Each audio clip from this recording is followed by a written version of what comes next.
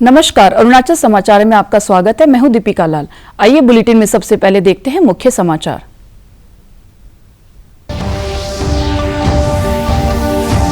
राज्यपाल केटी पटनायक ने राजभवन ईटानगर में आयोजित एक कार्यक्रम में राइनो मोटरसाइकिल रैली को हरी झंडी दिखाकर किया रवाना। पूर्वोत्तर राज्यों के युवाओं को सैन्य बलों में भर्ती के लिए प्रोत्साहित करने के मकसद से अरुणाचल, असम, मेघालय, नागालैंड, मणिपुर और मिजोरम से होकर गुजरेगी यह रैली। केंद्रीय कानून मंत्री किरेन रिजिजू ने वेस्ट कामेंग जिले के मंडला टॉप क्षेत्र में आधारभूत सुविधाओं के विकास का लिया जायजा। कहा, सरकार की योजनाएं सुदूर और सीमावर्ती गांवों में प्रभावी तरीके से लागू होने से लोगों के जीवन स्तर में हो रहा है सुधार। कहा, सुदूर इलाकों में रोड कनेक्टिविटी में भी हुआ है काफी सुधार। केंद्र सरकार ने पत्रकारों की सुरक्षा के लिए एक मानक संचालन प्रक्रिया तैयार करने का लिया निर्णय। आधिकारिक सूत्रों के अनुसार केंद्रीय गृह मंत्रालय प्रधानमंत्री नरेंद्र मोदी के नेतृत्व और गृह मंत्री अमित शाह के मार्गदर्शन में इन मानक संचालन प्रक्रियाओं को करेगा तैयार। राज्यपाल केटी पटनायक ने राजभवन ईटानगर में आयोजित एक कार्यक्रम में ईटानगर से तेजपुर के बीच राइनो मोटरसाइकिल रैली को हरी झंडी दिखाकर रवाना किया। हेडक्वार्टर्स 101 एरिया द्वारा आजादी के अमृत महोत्सव के तहत शहीदों और वीर नारियों के सम्मान में आयोजित राइनो मोटरसाइकिल रैली का उद्देश्य पूर्वोत्तर राज्यों के युवाओं को सैन्य बलों में भर्ती के लिए प्रोत्साहित करना और सेना और नागरिक के बीच आपसी संबंधों को मजबूत करना है। हेडक्वार्टर 101 एरिया की स्थापना के 60 वर्ष पूरा होने के उपलक्ष्य में आयोजित इस कार्यक्रम को संबोधित करते हुए राज्यपाल ने जिला प्रशासन के साथ मिलकर लोगों के बीच राष्ट्रीयता और देशभक्ति की भावना पैदा करने का आह्वान किया। उन्होंने कहा कि हाल ही में मेचुका में आयोजित youth camp and cycle rally जैसे कार्यक्रमों से लोगों के बीच राष्ट्र प्रथम और राष्ट्र निर्माण में योगदान करने की भावना को मजबूती मिलेगी। 15 दिन की राइनो मोटरसाइकिल रैली इस महीने की 9 तारीख से शिलांग में शुरू हुई और अरुणाचल प्रदेश, असम, मेघालय, नागालैंड, मणिपुर और मिजोरम में करीब 2061 किलोमीटर की यात्रा पूरी कर कर्नल पंकज चतुर्वेदी के नेतृत्व में 10 सदस्यीय दल 23 अप्रैल को यात्रा के अंतिम पड़ाव शिलांग में पहुंचेगा। मैं समझता हूं कि हर प्रदेश में लोगों के साथ आपका जो वार्तालाप होगा, जो बातें होंगी, उससे लोग प्रेरित होंगे। हमारे लिए इस किस्म की रैलियां, मैं अभी हाल में ही मेचुका में साइकिल रैली प्रधानमंत्री की प्रथम साइकिल रैली और कैंप के लिए गया था। मुझे बड़ी खुशी हुई कि अरुणाचल प्रदेश के 36 प्रांतों से कैडेट्स ने इसमें हिस्सा लिया।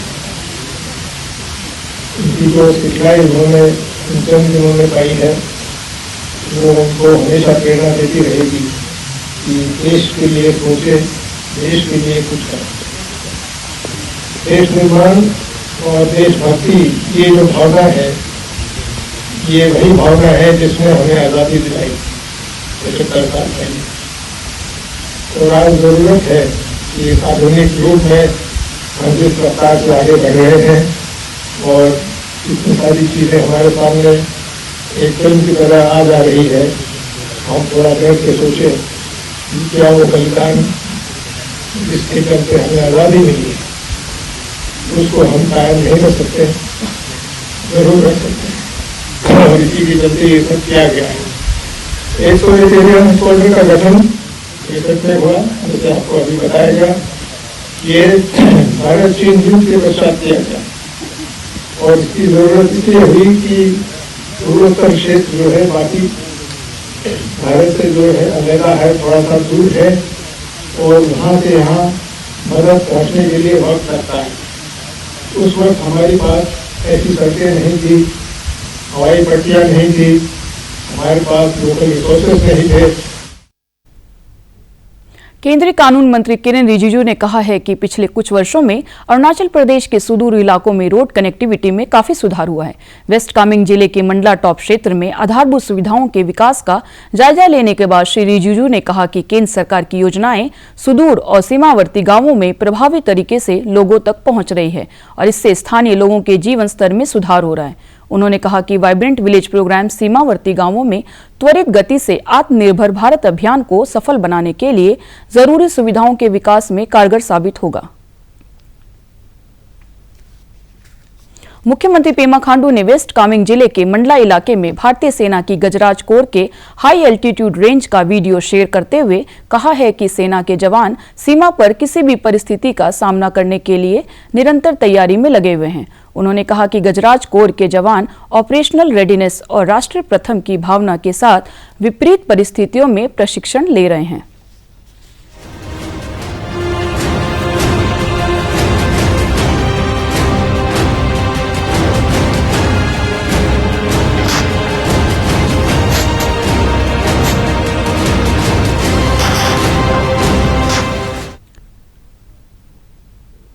केंद्रीय गृह मंत्री अमित शाह ने बीते 10 अप्रैल को अरुणाचल प्रदेश के अंजाव जिले में चीन सीमा से सटे पहले भारतीय गांव किबिथु से वाइब्रेंट विलेज प्रोग्राम का शुभारंभ किया। वाइब्रेंट विलेज प्रोग्राम का मकसद सीमावर्ती क्षेत्रों में स्थित गांवों का विकास कर पलायन को रोकना और सीमा को ज्यादा सुरक्षित बनाना है। पूरी उत्तरी सीमा के सभी गांवों के लिए मोदी सरकार का वाइब्रेंट विलेज प्रोग्राम विकास के नए अवसर साथ लाया है। 3 चरणों वाली इस पहल से पलायन रुकेगा, पर्यटन बढ़ेगा और आधुनिक सुविधाएं मिलेंगी। केंद्र के 4,800 करोड़ रुपए के योगदान के साथ वाइब्रेंट विलेज प्रोग्राम को मंजूरी दी गई है। इससे ग्रामीणों के जीवन स्तर में सुधार के साथ साथ उन्हें मूल स्थानों पर रहने के लिए प्रोत्साहन मिलेगा और सीमा की सुरक्षा और मजबूत होगी। पहले जिस इलाकों को देश की सीमाओं का अंत मानकर नजरअंदाज किया जाता था, हमने वहां से समृद्धि का आरंभ मानकर काम शुरू किया है। पहले देश का आखिरी गांव जानकर जिसकी उपेक्षा की जाती थी, हमने उन्हीं को साथ लेकर प्रगति के महान लक्ष्यों की ओर बढ़ने का संकल्प किया है। इस योजना के तहत अरुणाचल प्रदेश, सिक्किम, उत्तराखंड, हिमाचल और लद्दाख में 19 जिलों के 46 ब्लॉक्स में 2,967 गांवों की पहचान की गई है। वाइब्रेंट विलेज प्रोग्राम के तहत केंद्र सरकार से ग्राम सभा तक की भागीदारी और जिम्मेदारी सुनिश्चित की जाएगी।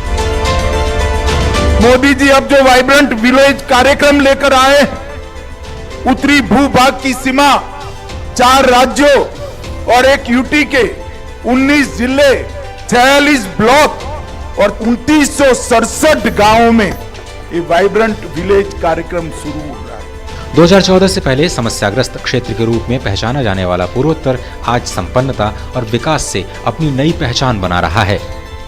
ये बॉर्डर एरिया को सिक्योर करने में हमारा भारत देश का जो जितने डिफिकल्ट बॉर्डर एरियाज है, उसको एक तरीके से मजबूत से वहाँ के लोगों को सुरक्षा का दृष्टि से, भारत के अखंडता का दृष्टि से वहाँ रहने वाला लोग भी अब महसूस करता है कि भारत का सरहदों का रक्षा करना हमारा जिम्मेदारी है।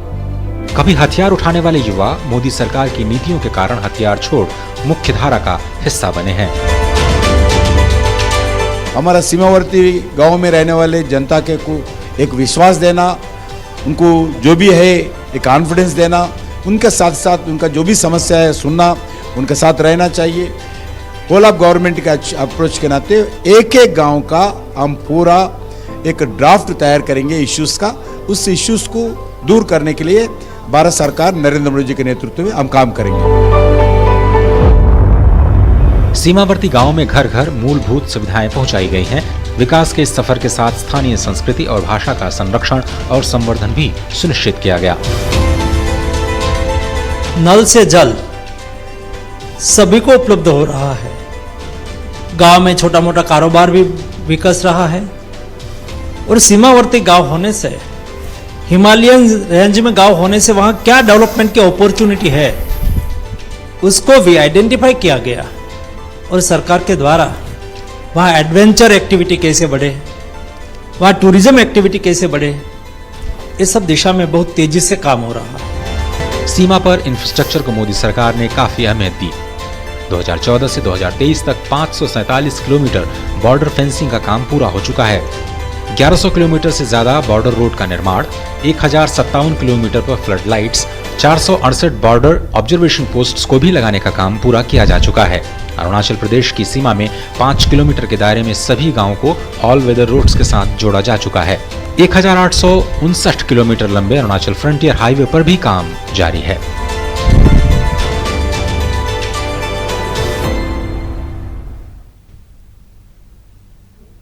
केंद्र सरकार ने पत्रकारों की सुरक्षा के लिए एक मानक संचालन प्रक्रिया तैयार करने का निर्णय लिया है। सूत्रों ने बताया कि केंद्रीय गृह मंत्रालय प्रधानमंत्री नरेंद्र मोदी के नेतृत्व और गृह मंत्री अमित शाह के मार्गदर्शन में इन मानक संचालन प्रक्रियाओं को तैयार करेगा। यह निर्णय कल रात उत्तर प्रदेश के प्रयागराज में गैंगस्टर से राजनीतिज्ञ बने अतीक अहमद और उसके भाई अशरफ को पत्रकारों के रूप में आए हमलावरों द्वारा हत्या करने के बाद लिया गया है। अपेक्स प्रोफेशनल यूनिवर्सिटी ने पासीघाट में नदियों को रिजुवेनेट करने और युवाओं को जल संरक्षण करने के लिए प्रोत्साहित करने को लेकर केंद्रीय जल शक्ति मंत्रालय के साथ एक समझौते पत्र पर हस्ताक्षर किया है। नई दिल्ली में केंद्रीय जल शक्ति मंत्री गजेंद्र सिंह शेखावत की मौजूदगी में अपेक्स प्रोफेशनल यूनिवर्सिटी पासीघाट के चांसलर आचार्य धनवंत सिंह ने समझौते पत्र पर हस्ताक्षर किया। इस विश्वविद्यालय को पूर्वोत्तर राज्यों की नदियों के संरक्षण और उनके गौरव को बहाल करने की जिम्मेदारी सौंपी गई है।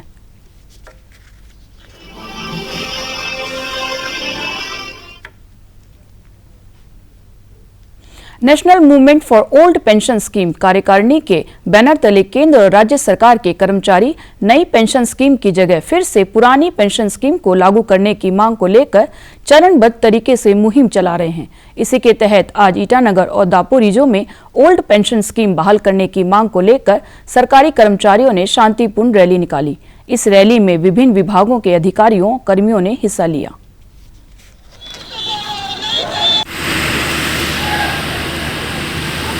National pension for all pension scheme, national movement for all pension scheme upper Subansiri district का यूनिट के तरफ से ये रैली, ये मुहिम को साथ देने के लिए आज रैली किया है। तो आज हमारा मेन मकसद था कि restoration of all pension scheme, पुराना पेंशन स्कीम को हम लोग बहाल करने के लिए, उसको लागू करने के लिए हम लोग का मेन मकसद ये था। तो इसमें देखा कि A क्लास ऑफिसर्स भी आए और हमारा डी ग्रेड स्टाफ सब आया और हमारा एग्जीक्यूटिव भी सब आके भागीदार में सब ने पार्टिसिपेट किया। अरुणाचल प्रदेश के वन और पर्यावरण मंत्री मामा नातुंग ने टाइगर के साथ अपना एक विजुअल शेयर करते हुए कहा है कि हमें प्रकृति और जीव जंतुओं से प्रेम करना सीखना चाहिए।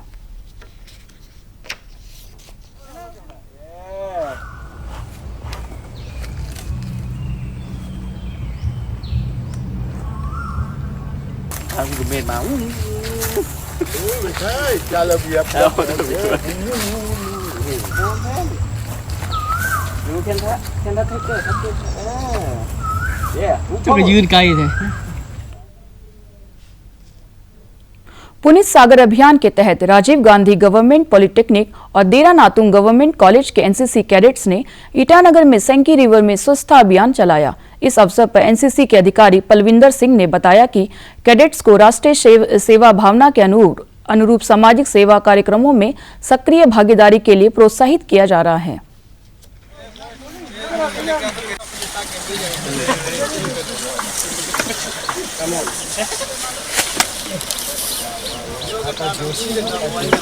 I am Lieutenant Palavinder Singh, NO1 Arunachal Pradesh Battalion.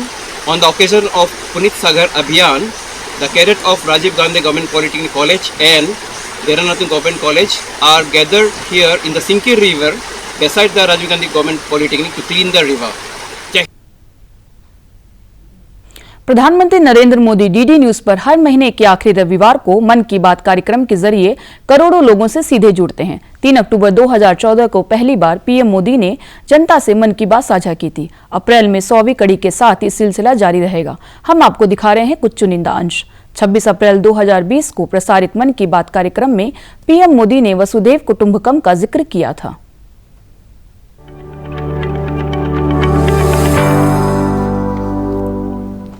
संकट की इस घड़ी में दुनिया के लिए भी, समृद्ध देशों के लिए भी दवाइयों का संकट बहुत ज्यादा रहा है।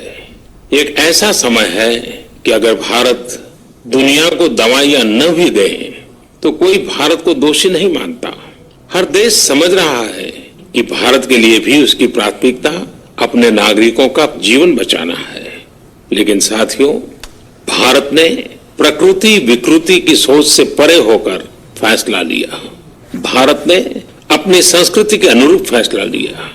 हमने भारत की आवश्यकताओं के लिए जो करना था उसका प्रयास तो बढ़ाया ही, लेकिन दुनिया भर से आ रही मानवता की रक्षा की पुकार पर भी पूरा ध्यान दिया। पर्यटन को बढ़ावा देने के लिए अरुणाचल प्रदेश सरकार की देखो अपना देश मुहिम के तहत राज्य के इस क्षेत्र से जुड़े 18 हितधारक सिक्किम में हैं। उन्हें सिक्किम सरकार के प्रतिनिधियों द्वारा राज्य की समृद्ध सांस्कृतिक विरासत और रूरल टूरिज्म के बारे में जानकारी दी जा रही है। हाल ही में शिक्षा मंत्री ताबा तेदिर ने ईटानगर में आयोजित एक कार्यक्रम में देखो अपना देश अभियान का शुभारंभ किया था। राज्य के विभिन्न इलाकों में होम स्टे चलाने वाले उद्यमी, टूरिज्म सेक्टर से जुड़े ब्लॉगर्स सहित कई उद्यमी देश के विभिन्न राज्यों का दौरा कर पर्यटकों को आकर्षित करने के लिए पर्यटन क्षेत्र के विकास के बारे में जानकारी प्राप्त करेंगे, ताकि अरुणाचल में तेजी से उभरते हुए पर्यटन क्षेत्र के लिए मानव संसाधनों के विकास की कार्य योजना को प्रभावी तरीके से तैयार करने में वे अपना योगदान दे सके। भारत तिब्बत सीमा पुलिस आईटीबीपी की 49वीं बटालियन द्वारा आजादी का अमृत महोत्सव के तहत केंद्रीय विद्यालय गेलिंग के 19 छात्रों और 4 शिक्षकों को आईटीबीपी की भूमिका के बारे में जानकारी उपलब्ध कराने के लिए उन्हें एक्सपोजर टूर कराया गया। इसके तहत छात्रों को आईटीबीपी द्वारा उपयोग में लाए जाने वाले हथियारों के बारे में जानकारी दी गई।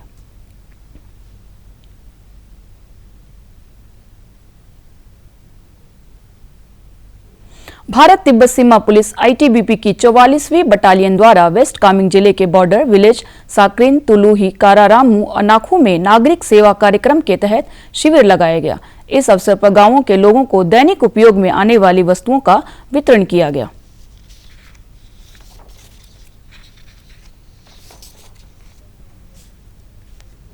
प्रकृति के संरक्षण पर आधारित अरुणाचल की निशी जनजाति का प्रमुख पर्व लोंगते युल्लू राज्य भर में परंपरा और उल्लास के साथ मनाया जा रहा है।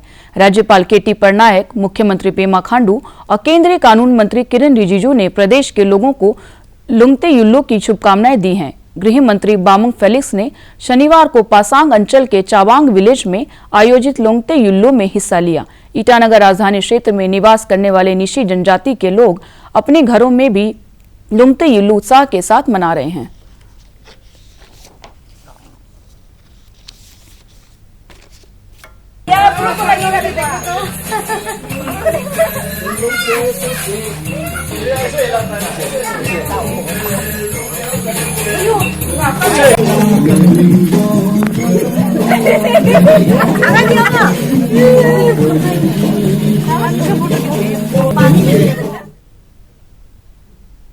अरुणाचल समाचार के आज के अंक में इतना ही। हम कल फिर हाजिर होंगे अरुणाचल और देश दुनिया की खबरों के साथ। चलते चलते आपको बता दें कि आप अरुणाचल समाचार हमारे YouTube channel DD news Arunachal पर भी देख सकते हैं। देखते रहिए अरुण प्रभा। नमस्कार।